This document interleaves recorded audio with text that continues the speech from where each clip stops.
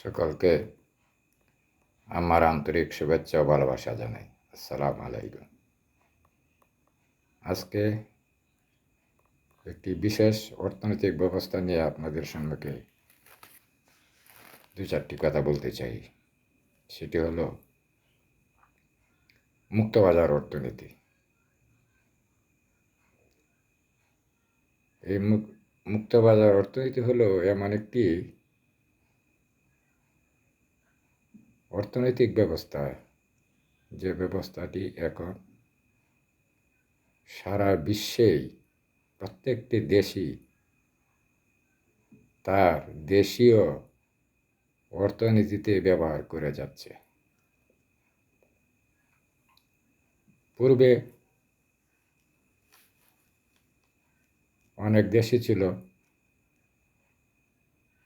Communist বিশ্ব ছিল, Soviet union, পূর্ব Germany, চীন, ভিয়েতনাম, কিউবা এবং আরও অনেক দেশ, যারা পুঁজিবাদী ব্যবস্থার বিপরীতে তাদের দেশে সমাজতান্ত্রিক অর্থনীতি চালু করেছিলেন। কিন্তু দেখা গেল যে সেই সমাজতান্ত্রিক অর্থনীতি বেশি দূর এগোয়নি। তার বড় উদাহরণ হলে আমাদের সোভিয়েত ইউনিয়ন। যে সোভিয়েত ইউনিয়ন দীর্ঘ সময় কমিউনিস্ট শাসনের মধ্যে অগ্রসর হয়েছে, তারপরে চীন, পূর্ব জার্মানি, কিউবা এবং পরবর্তীতে 1975 সালে এর দিকে ভিয়েতনাম কমিউনিস্ট মুক্তিযুদ্ধের মাধ্যমে দেশ স্বাধীন করে এবং তারাও সমাজতান্ত্রিক অর্থনীতি চালু করেছিল। কিন্তু পরবর্তীতে আর তারা সে অর্থনীতিকে অনুসরণ করে নাই। সোভিয়েত ইউনিয়ন ভেঙে যাওয়ার পর পরবর্তীতে চীন, ভিয়েতনাম, এমনকি কিউবা, পূর্ব জার্মানি কেউই আর পুঁজিবাদী অর্থনীতিতে আর তারা থাকেনি। পুঁজিবাদী অর্থনীতির মূল সিস্টেমটা হলো সেই মুক্তবাজার অর্থনীতি। সেই মুক্তবাজার অর্থনীতি আজকে সারা বিশ্বেই একক অর্থনীতিতে পরিণত হয়েছে। এটা হয়তো আপনারা সবাই জানেন। এই মুক্তবাজার অর্থনীতি এমন একটা অর্থনীতি, যে অর্থনীতিতে সরকারের রাজনৈতিক আদর্শ যাই থাকুক, কিন্তু ওই দেশের সরকারের মুক্তবাজার অর্থনীতিতে তেমন কোনো নিয়ন্ত্রণ থাকে না। এই অর্থনীতি, এই ইকোনমি মুক্তভাবেই কাজ করে। সেখানে বিনিয়োগকারীরা, শিল্পপতিরা, ধনিক শ্রেণী আধুনিক প্রযুক্তি ব্যবহার করে কম মূল্যে শ্রম ক্রয় করে শ্রমিক কাটিয়ে পণ্যদ্রব্য উৎপন্ন করে এবং প্রত্যেকটা দেশ তাদের নিজস্ব পণ্য সামগ্রী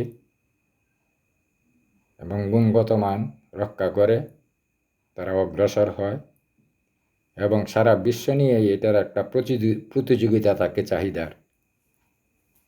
এবং যারা যত কম মূল্যে ভালো প্রযুক্তি ব্যবহার করে দ্রব্যমূল্য উৎপন্ন করতে পারবে, তারাই বিশ্ব বাণিজ্যে টিকে থাকে এবং সেই দেশ অর্থনৈতিকভাবে অগ্রসর হতে থাকে। তার বড় উদাহরণ হলো ওই গণপ্রজাতন্ত্রী চীন, যে চীন এখনও সেই পুরাতন কমিউনিস্ট পার্টি এখনও দেশ শাসন করে যাচ্ছে, কিন্তু তাদের অর্থনৈতিক ব্যবস্থা আমার সমাজতান্ত্রিক ব্যবস্থায় আর তারা রাখেনি। তারা চলে এসেছে মুক্তবাজার অর্থনীতিতে। তারা পরিকল্পিতভাবে বিশ্বের উন্নত দেশের প্রযুক্তি, বিশেষ করে জাপান, দক্ষিণ কোরিয়া এবং অন্যান্য উন্নত দেশের প্রযুক্তি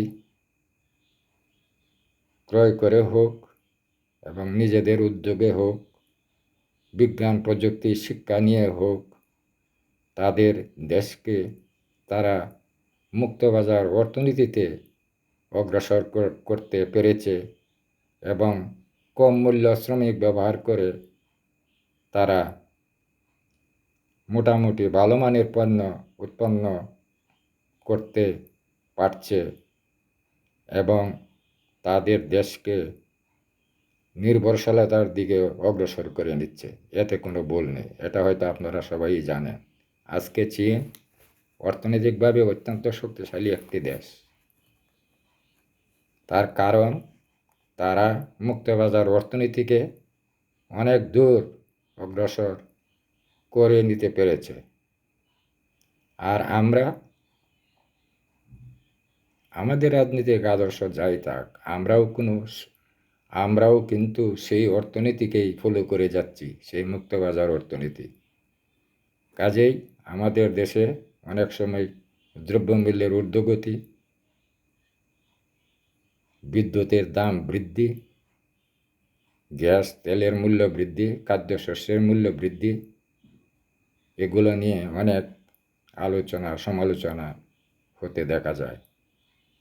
কিন্তু যেহেতু আমাদের দেশে মুক্তবাজার অর্থনীতি চালু আছে, কাজে দ্রব্যমূল্য নিয়ন্ত্রণে আমাদের সরকারের আদর্শ আর প্রচেষ্টা যাই থাকুক না কেন, তারা কিন্তু শত চেষ্টা করলেও সেই দ্রব্যমূল্যের যে সীমারেখা, সেই যে নিয়ন্ত্রণ রেখা, সেটাকে তারা নিয়ন্ত্রণ করতে পারে না।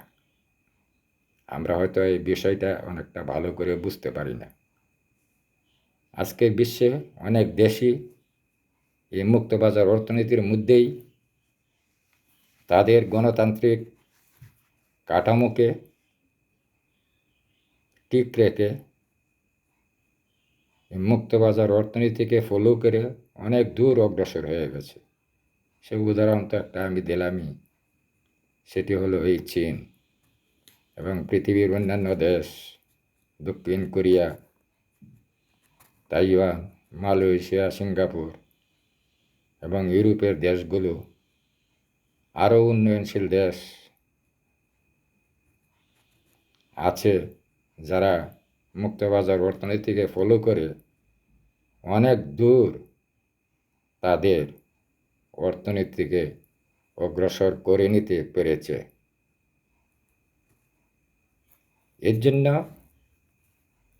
শুধু মুক্তবাজার অর্থনীতিকে আপনি সুপ্রতিষ্ঠিত করতে হলে আপনি উন্নত দেশের বিনিয়োগ নিয়ে আসতে হবে, নিজের দেশের শিক্ষা ব্যবস্থায় বিজ্ঞান এবং প্রযুক্তিকে আপনি অগ্রসর করে নিতে হবে এবং সুষ্ঠু পরিকল্পনা গ্রহণ করতে পারলে অবশ্যই এই দেশ মুক্তবাজার অর্থনীতির মধ্যেই অনেক দূর অগ্রসর হয়ে যেতে পারে, এতে কোনো ভুল নেই। কাজেই আমরা চাই যে আমাদের দেশ বিজ্ঞান এবং প্রযুক্তি শিক্ষায়, পররাষ্ট্রনীতিতে আমাদের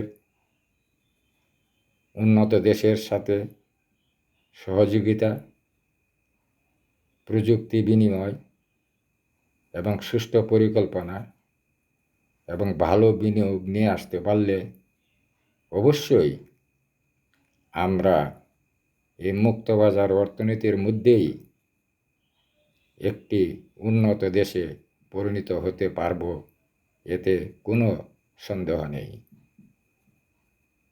আসুন আমরা আমাদের চিন্তাভাবনাকে বদলাই এবং অনেক দেশ, চীন বলেন, মালয়েশিয়া, সিঙ্গাপুর বলেন, দক্ষিণ কোরিয়া বলেন, তাইওয়ান দ্বীপ বলেন, আরও কিছু উন্নয়নশীল দেশ আছে যারা অনেক দূর অগ্রসর হয়েছে এই মুক্তবাজার অর্থনীতির মধ্য থেকে। আমরাও তাদের কাছ থেকে অনুপ্রেরণা নিয়ে আমাদের রাজনৈতিক রণকৌশলকে সঠিকভাবে প্রয়োগ করে আমাদের দেশকে আমরা অবশ্যই অগ্রসর করে নিতে পারবো, এতে কোনো সন্দেহ নেই। আসুন আমরা সবাই এই দেশের জন্য, দেশের উন্নয়নের জন্য হলেও কিছুটা কাজ করি। ধন্যবাদ।